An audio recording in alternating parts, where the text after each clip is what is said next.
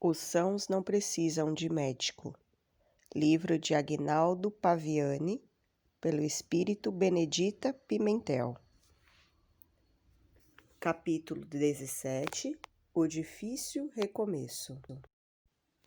Salvo algumas exceções, quando o trabalhador espírita afirma com convicção: vou dar um tempo, ou vou me esforçar por um período, ou ainda estou sobrecarregado, vou diminuir o passo em relação à minha mediunidade, posturas dessa natureza quase sempre demonstram que, mesmo que temporariamente, as trevas venceram.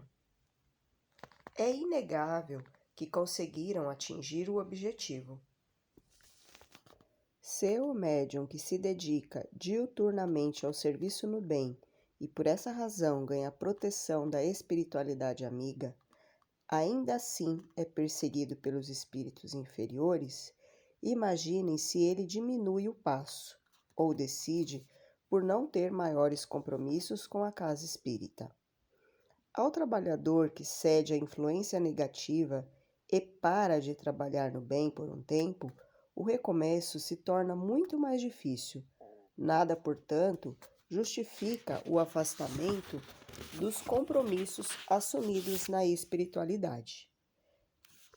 Se no grupo de trabalho surge a briga, aprenda a dialogar e permaneça no trabalho.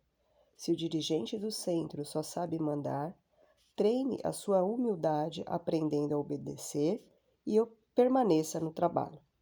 Se o grupo não aceita suas ideias, tenha menos ideias e permaneça trabalhando. Se estiver cansado de fazer a caridade, reavalie o seu conceito sobre caridade, porque ela não cansa, dá prazer, e permaneça trabalhando.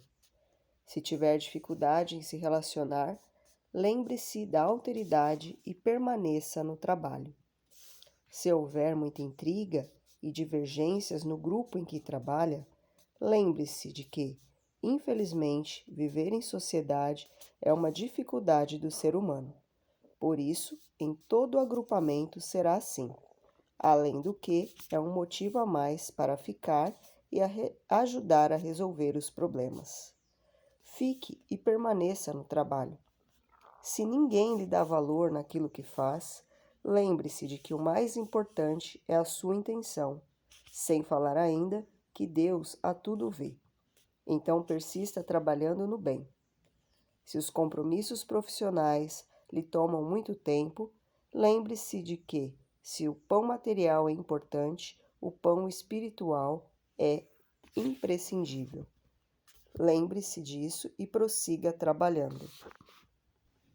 Aquele que se desvincula por algum motivo do grupo de trabalho em que atua, acaba por complicar a existência. Nada justifica o afastamento do trabalhador ante a obra. Deve, no máximo, quando percebe a impossibilidade de trabalhar num grupo, vincular-se imediatamente a outro, sem dar espaço para a ociosidade. Eu faço a afirmação sem a menor intenção de crítica, já que nós, espíritos que há pouco tempo também mourejávamos no corpo e cometíamos alguns desses erros, hoje nos posicionamos como parceiros e não como orientadores ou mentores. Caso haja, e com certeza há, espíritos que são os guias da humanidade, eles estão mais acima. Nós, que habitualmente entramos com os encarnados através dos vários médiuns existentes na atualidade, assim o fazemos com a intenção única de ofertar informações úteis para o seu avanço espiritual.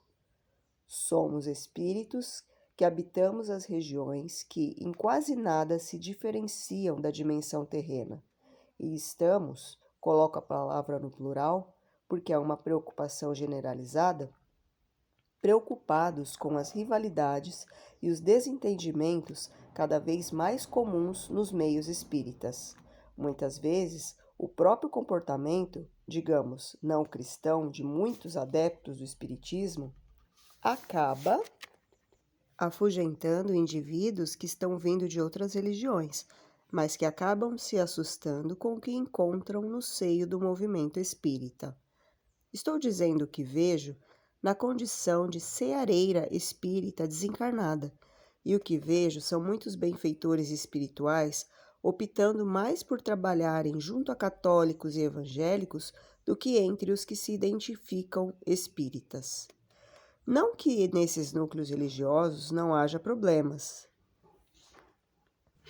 É evidente que há, porém, desprovidos de um conhecimento profundo das leis que regem as nossas vidas, erram mais por ignorância, enquanto que os espíritas, quase sempre, quando se equivocam, estão sendo levados pelo orgulho e pelo personalismo.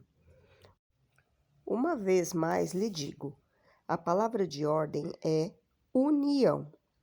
A divergência de ideias e ideais deverá permanecer, é natural que assim seja, mas não podemos mais concordar e aceitar as intrigas, as perseguições, as animosidades e os ataques mútuos que os espíritas promovem uns contra os outros. O sofrimento alheio, meus irmãos, concentre a sua atenção no sofrimento alheio. Meu Deus, quanta gente sofrendo! Não há mais tempo para devaneios, não há mais tempo para questiúnculas sem importância. Não há mais tempo para se observar o defeito alheio. É tempo de mobilizar todos os recursos para diminuir a dor alheia. Se, em uma casa espírita, algum médium dá passividade a um preto velho para ajudar os outros e alguém não for favorável, por achar que é antidoutrinário, esse é o direito do discordante, porém não pode desconsiderar o bem que se origina daquele parceiro do médium, com o dito preto velho. Se for para o espírita perseverar a pureza doutrinária, servindo-se de julgamentos, perseguições e críticas desprovidas de caridade cristã, é preferível permitir que cada qual faça à sua maneira o que achar correto, mas que se mantenha acesa a chama da união e da amizade. Por isso, meus filhos, eu lhe peço, com toda a sinceridade do meu coração, tentem ser mais cautelosos em suas observações.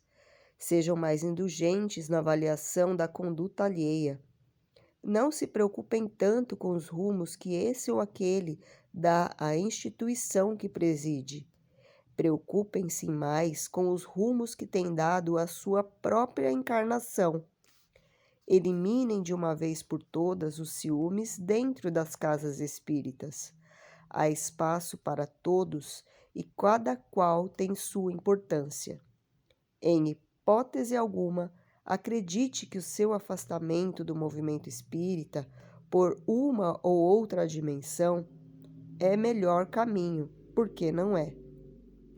A sua encarnação é muito valiosa para perderem tanto tempo se preocupando com o que o outro faz ou deixa de fazer. Pouquíssimos encarnados que se afastaram do trabalho, especialmente os médios, conseguiram mais tarde retomar do ponto em que pararam.